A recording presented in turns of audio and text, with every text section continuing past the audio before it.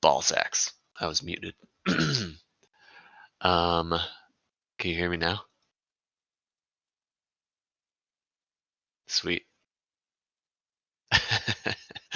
Toady. Um, well, yeah, I just wanted to take a minute just to talk about, something that I saw coming up in chat earlier today. Because I think a couple people were making a really good point, and I think it's important to talk just to talk a bit about it, which is, it feels like I'm contradicting myself when I'm like simultaneously telling you guys to take profits on things when they're given, and also saying, like, let this thing go and let it run, 1,000%, 2,000%, whatever. And those feel like contradictory statements. But I think that what it really, you know boils down to, is two or three things. Number one is, scalability, right? Your ability to do that is really incumbent upon, um, really? Oh, dude. Well, Elvin, now you're going to start using it. But, you know, being able, it's not reasonable to like buy anything and then wait for it to go 1,000%, right? But if you buy a contract and it goes, however much, you don't have to scale out at 100% every time. Maybe you scale out at 50%, maybe you scale out at 200% or 300%, whatever it might be, depending on, the way that the stock moves, how good of an entry you got, the time, like, horizon on the trade. Um, but what you have to do is just scale out to cover your entry, right? And then I think what you're left holding after you've scaled out to cover your entry is an entirely free position, right? If you spent $100 and then those contracts go and it becomes worth $200 and you just sell half of it, then you have $100 position that is absolutely free. It costs you nothing to hold on to that. And so, if those contracts expire, like, in a week or two, then you can only hold on to them for so long. But, if this swing is completely free, like in the case of EOSE, right? Um, we bought $10 calls when this stock was $6 down here. And I think they were 100% around this 7.3 break that I had been, talking about.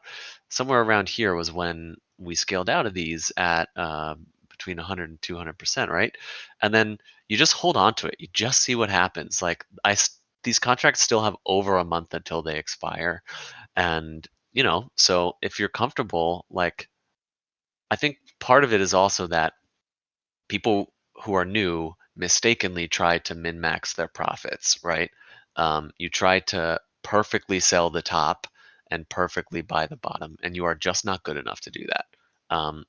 I can't do that. Pros can't, like, professional traders can't do that. So you can't do that either.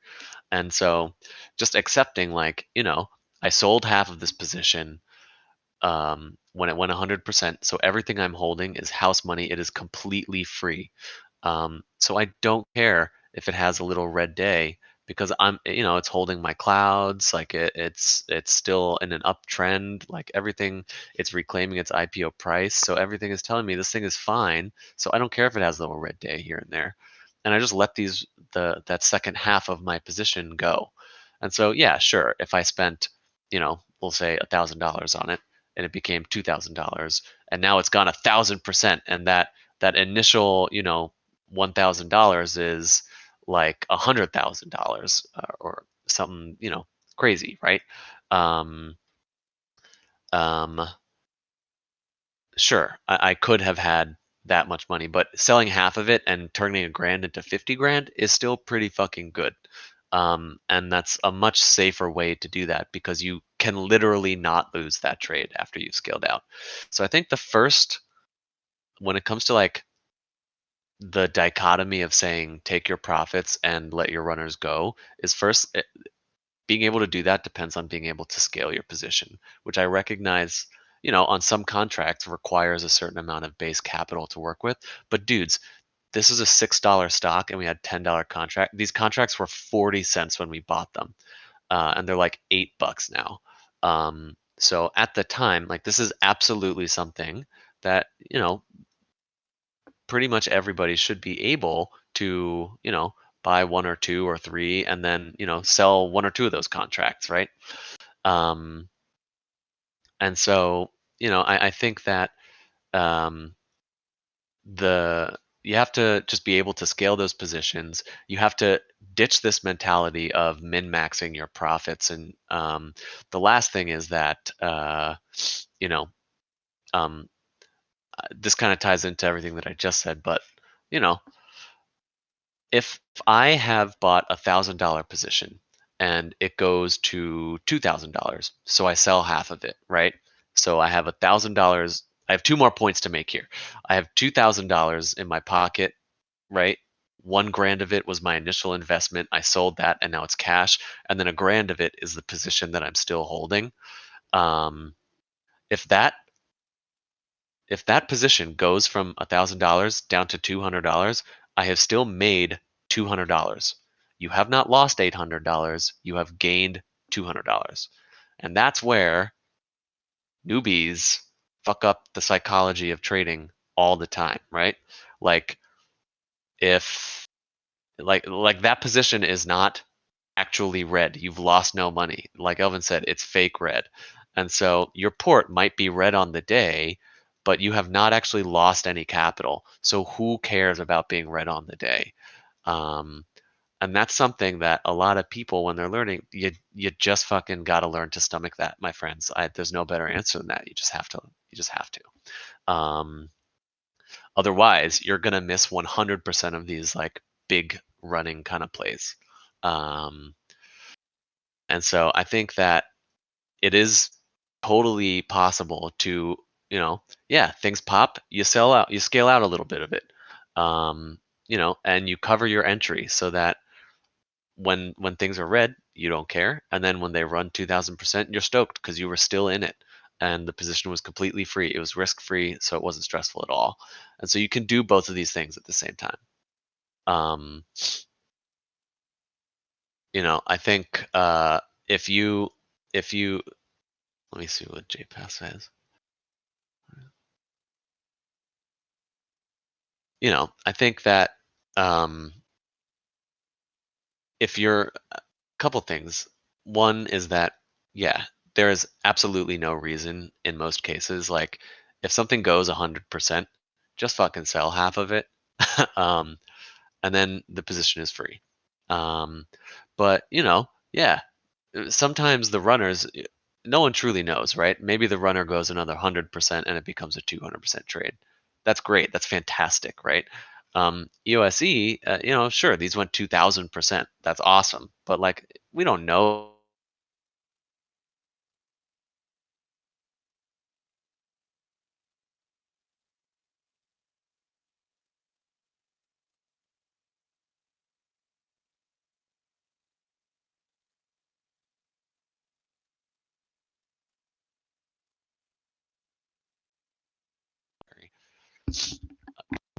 Yeah, I'm kind of sick. Um, oh,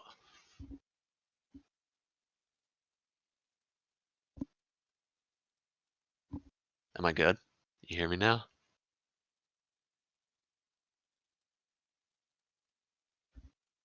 All right, cool.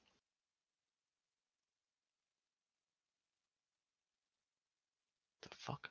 All right.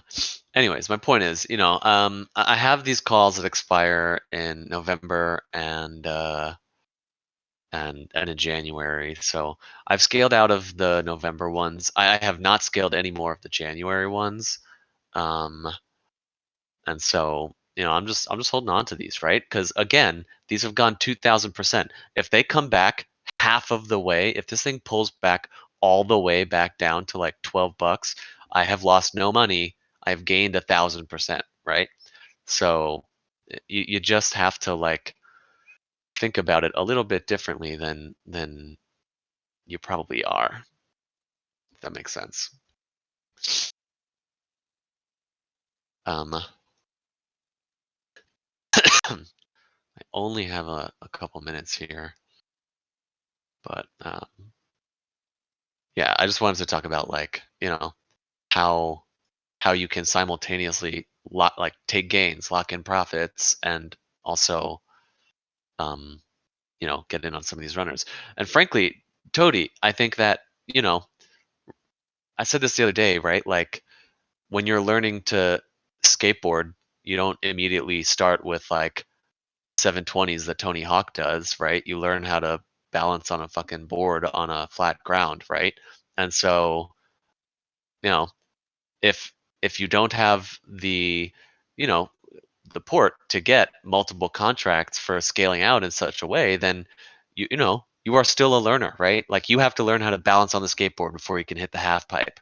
And so, part of that maybe rite of passage is learning how to play things safely and correctly. And then as you become consistent and your account grows and you gain the ability to scale positions in a way that is cognizant of risk exposure, then you get the ability to do some of this stuff. And that's just kind of how it goes.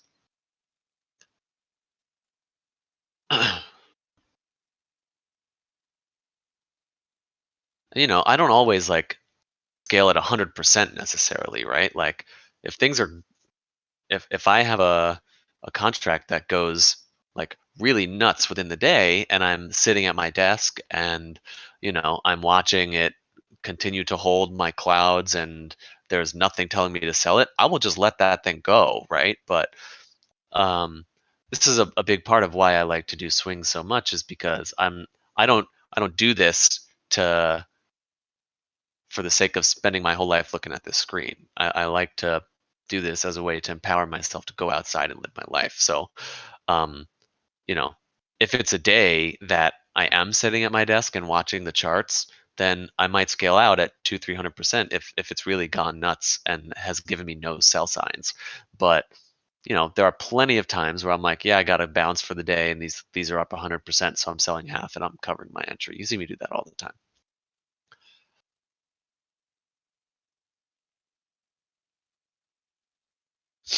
And the very last thing I'll say is that I think the other thing that that learners really really fuck up all the time is um, growing their trades way too quickly.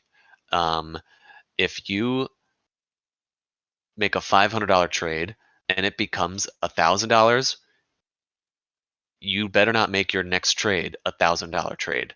You make your next trade another $500 trade, and then you sit on that 500 in cash. Maybe you put it in.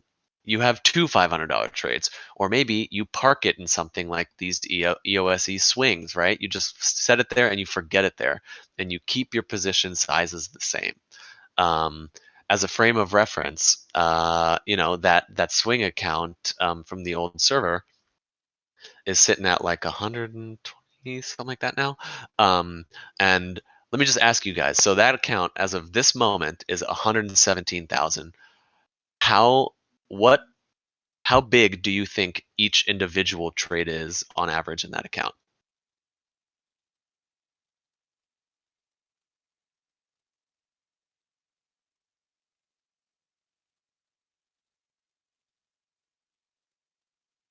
Yeah, Toady got it. So about 5K is what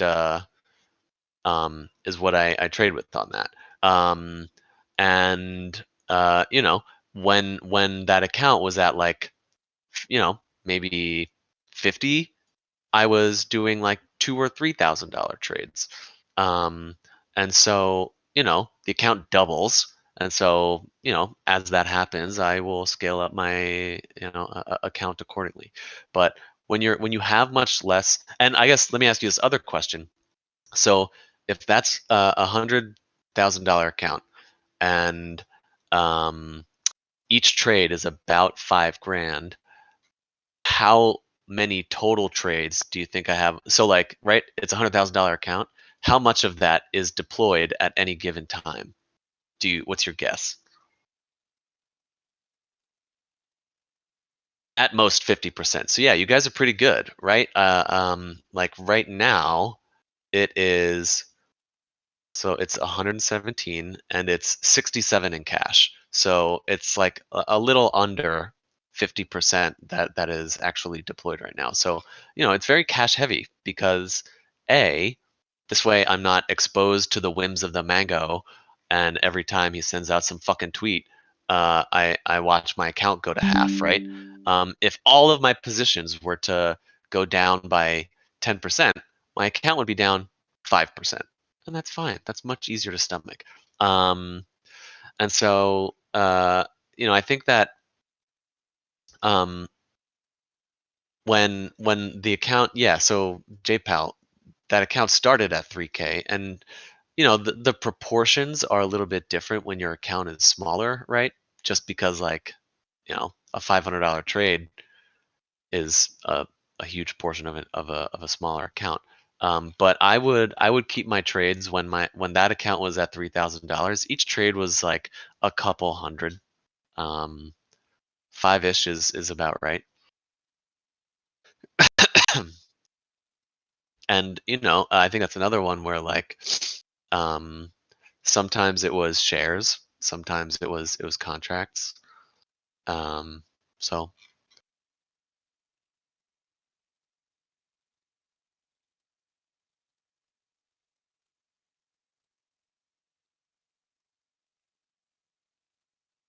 yeah, you have to have that extra cash there. That way you both are not fully like leveraged in the market, and that also if you see something else come up, you have the capital available to jump into it. So it's important to not over trade.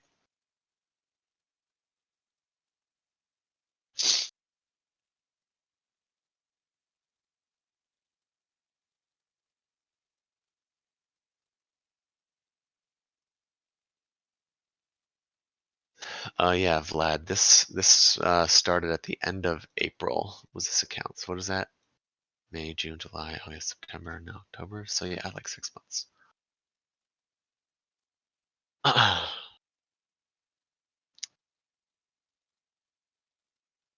Just be awesome. What do you mean? Someone who does. What's your question about them?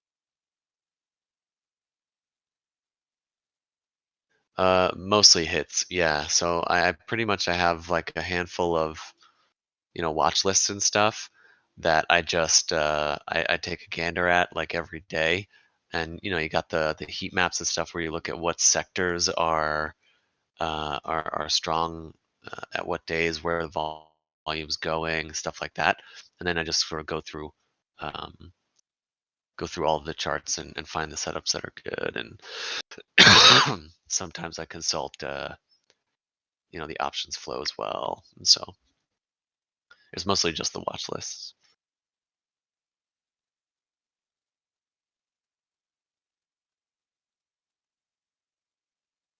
Oh yeah.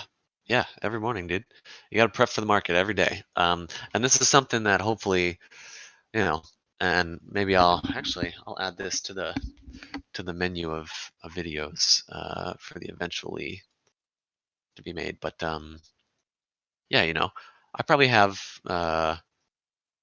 about a 20-ish minute period every morning where I'm just doing my prep for the day. I'm just going through a couple charts and finding what I like.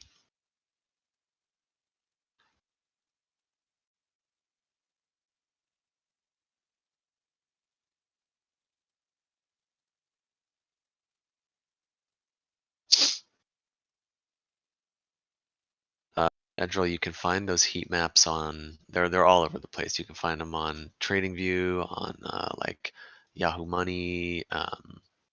I mean, just Google it. Just Google like stock market heat map, and it'll be the only thing that comes up. Um, I'll answer like two or three more questions, and then I got a boogie. Um, how close to expiration do you recommend fully exiting a position? That is by no means a one size fits all question, or answer. I mean, uh, it's like it's so context dependent. We could talk about that all day. Here you go, hung boy. There you go. The you want to definitely get out of your contracts before you start getting fucked by theta, and um, you hopefully know what that means if you're playing options. And so you know if you're buying weeklies, it's because you have good reason to think that it's going to continue to keep going, or you're selling it intraday before theta kills you overnight. I mean, just be awesome. It's kind of input for someone. Should we just follow a similar rule? I mean, I think that, so I'll be honest with you, just be awesome. I think that this question is one that, and I mean this lovingly, um, you should not be doing cash secured puts or covered calls if you don't know the answer to that question.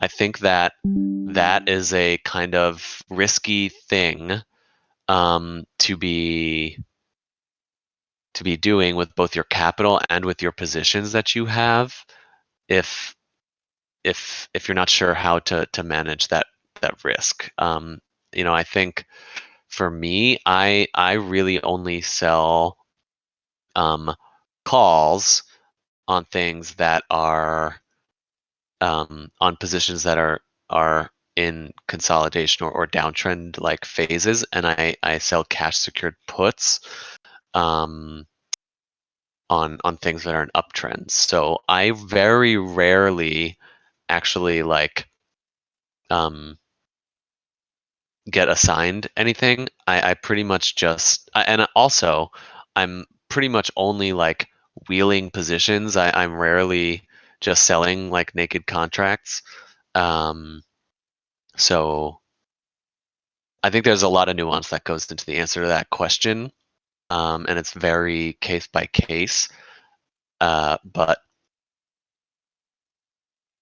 yeah, I think that we could talk about that all day, and it's the kind of thing that, yeah, yeah. I hope that wasn't rude. um, yeah, so SVZ, right? I bought these EOSC calls in like I forget, I think it was like the last week of July, the first week of August, and I bought November and January calls, right? And then I just bought January 2027 SoFi calls, so do it all the time. These are very often the biggest percentile or percentage wins that you'll get. And so I do it all the time.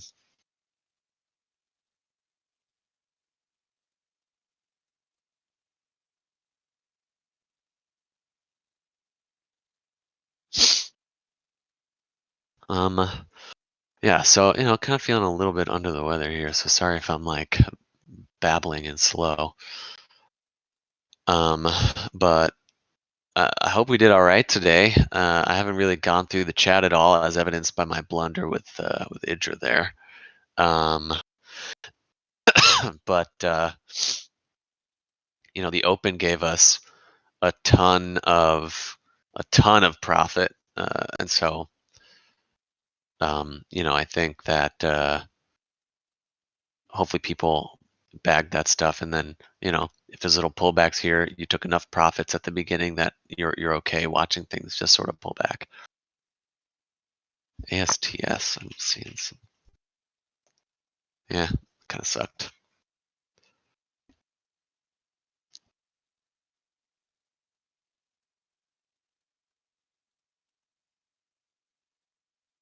But yeah, so tomorrow, let me see. I don't think I'll be around tomorrow.